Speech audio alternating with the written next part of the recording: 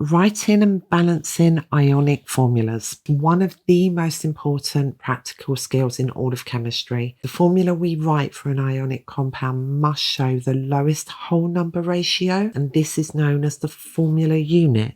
It's slightly different for covalent substances. There we use the molecular formula, but for ionic, we use the formula unit. So what we would do first is we would write the ions with their charges. For example, if we look at magnesium chloride, magnesium has a 2+ charge. It's in group 2 electrons in its outer shell. So when it loses those, it has overall 2 more protons than an electron. That gives it its 2+ charge. And chlorine has 7 electrons in its outer shell in group 7, needs 1 extra, so it gains that 1 electron, giving it a 1- charge. So the balance in charges, to make sure we have an overall charge of 0, we need 1 magnesium and 2 chloride ions. That would give us the formula MgCl2. Once we actually write this formula unit, if you notice, the charges are omitted. We don't keep them in. And if we have more than 1 polyatomic ion, for example, here we have aluminium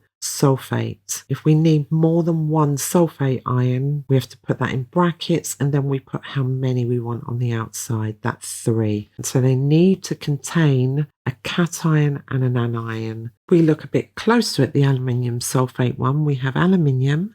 Like I said, that's a 3+ ion, and the sulfate ion, SO4 2-. So what we do is we look at these charges and we look for the lowest common multiple of 3 and 2, and that is 6. And so for aluminium to have 6 electrons to be able to contribute to this formula unit, we're going to need 2 of them. That's why you have a 2 there. And for the sulfate ion, has 2 electrons. To be able to contribute 6, we're going to need 3 of those, and that's why we have the 3 there. Now, initially, looking at this can be quite confusing on how we actually put these ionic formulas together, and there is a much easier method for learning this, and that's called the Criss-Cross method. We'll take a look at that now. So step 1, you write the ions separately with their charges, like we have here. Below, we're going to write the ions next to each other without their charges, just like they are in a formula unit. So you do a capital M,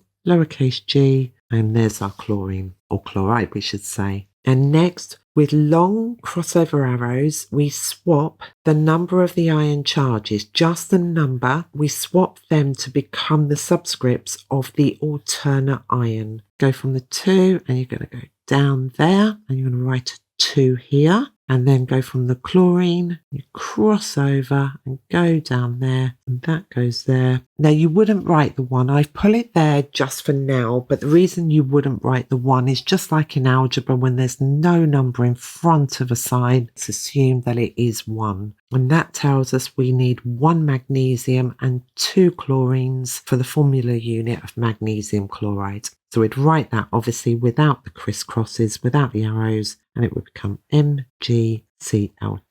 Now that can be quite daunting, so let's do a few practice questions. And they are potassium oxide, ammonium carbonate, and sodium hydroxide. This is excellent practice because it covers polyatomic ions in cases with and without brackets. Let's start off with potassium oxide. So step 1, we need to write the ions with their charges. First we have potassium, that's K, and then we have oxide, which is O. If we check the periodic table, see which group they lie in, and there's potassium, it's in group 1, and oxygen, there we are, that's in group 6. Potassium is a positive ion, 1+ charge, and oxygen is 2-. Well, that's oxide now, not oxygen anymore. If you notice that with oxygen, it becomes oxide, the same as the halogens. They become halides, fluoride, chloride, etc. And now we write the 2 elements together, but without any numbers. So a capital K and a capital O. And now we're going to crisscross. So the 2 from the oxide, that will come down there, and that becomes a 2. And then with the potassium, there is an invisible 1 there. It's assumed we don't write it, so that would actually come down and be the number of oxygens that we need. And I'll write the 1 there. We wouldn't write it normally, but that tells us we need 2 potassiums and 1 oxygen. So the final formula is K2O. Now we'll look at This one here, ammonium carbonate. This one's a little trickier because we've got 2 polyatomic ions. So we're not going to be checking the periodic table. At advanced level, we should know what the ammonium ion is and what the carbonate ion is. And we have a record of that. Here are the common polyatomic ions, and ammonium is there. So ammonium, NH4 plus, is a 1 plus ion, and carbonate, CO3, is a 2 minus ion. And we'll write them with their separate charges. Ammonium, NH4 plus, and carbonate, CO3, 2 minus. The charges here are what are relevant. So we've got a 2, and remember that's an assumed 1 there. And we put these together. We have NH4 and CO3. I'll leave a bit of space so we've got room to put brackets wherever we need to. And the charge from the carbonate ion, that's going to come and go down there. The charge value for the ammonium will come there. So if we put those in different colours, we need 2 ammoniums for every 1 carbonate. And that means we have NH4. Because we need 2 ammoniums, we're going to pop that in a bracket and we put the 2 on the outside. And then carbonate, CO3.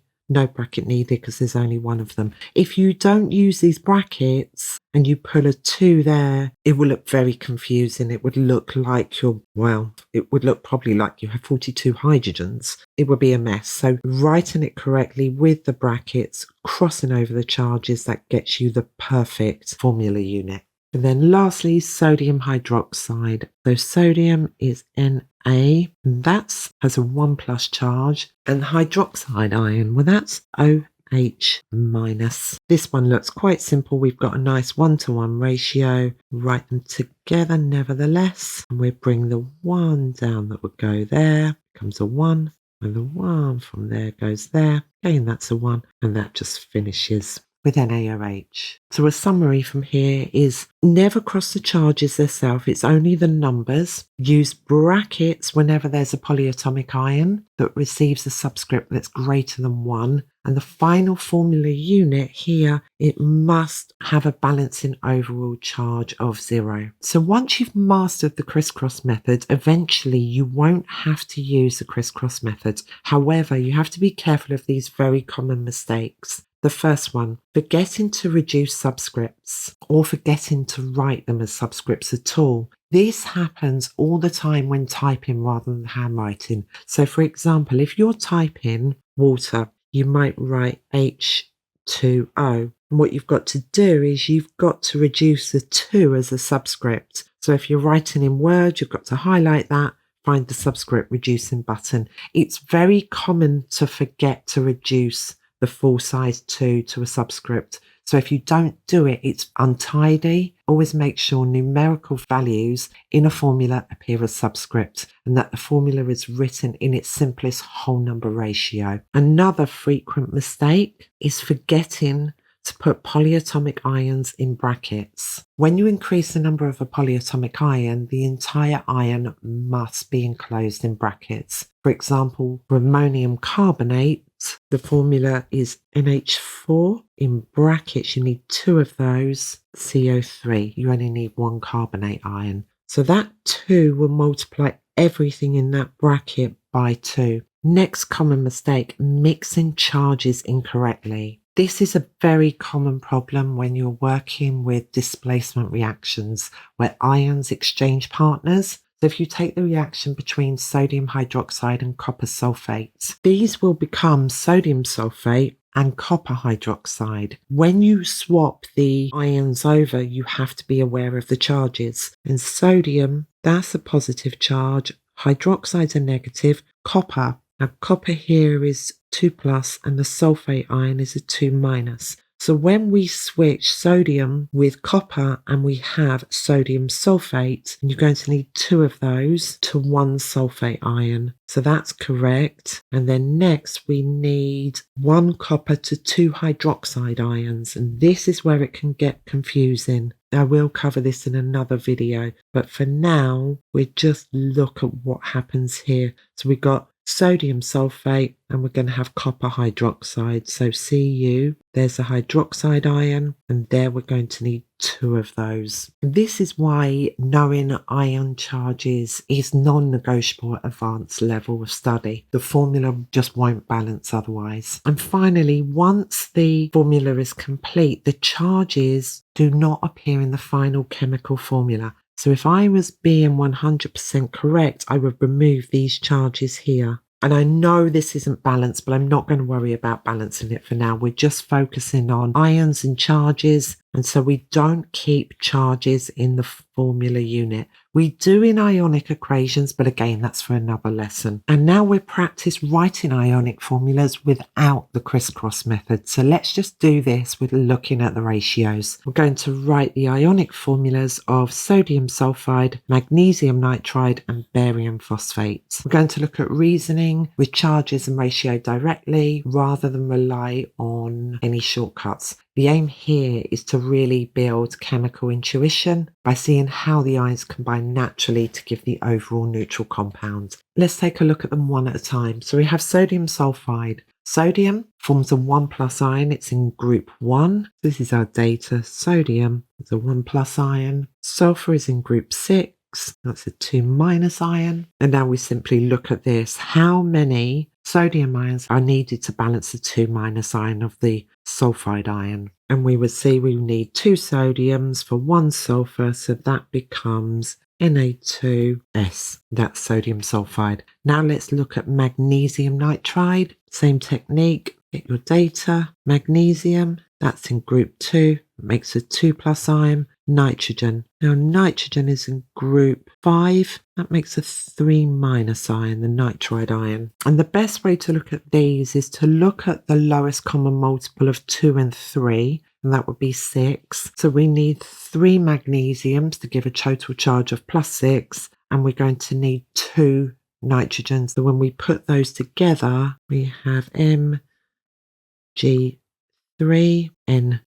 We are swapping these charges like the Criss-Cross method, but without using any shortcuts. We're thinking more of how many electrons magnesium loses. It loses 2, or the magnesium ions in the whole formula need to lose a total of 6 electrons. For the nitrogen ions to gain those 6 electrons, there needs to be 2 of them. And finally, barium phosphate. Barium is in group 2, so it forms a 2+ ion. And phosphate. Phosphate is a polyatomic ion. It's PO4. Its charge is 3-. Same as with magnesium nitride. We're looking for the lowest common multiple of 2 and 3. Again, that's 6. So we need 3 bariums for every 2 phosphates. And because we're multiplying the whole polyatomic ion by 2, we put the formula in a bracket and we put the 2 on the outside. So even though in this exercise we move beyond the Criss-Cross method, what we should notice is the logic underneath is exactly the same. We're still identifying ion charges, balancing total positive and negative charge, and writing the lowest whole number ratio that gives the neutral compound. Thank you. I hope that's helpful. Do check out the other video here and don't forget to subscribe. That really helped the channel. Thank you so much.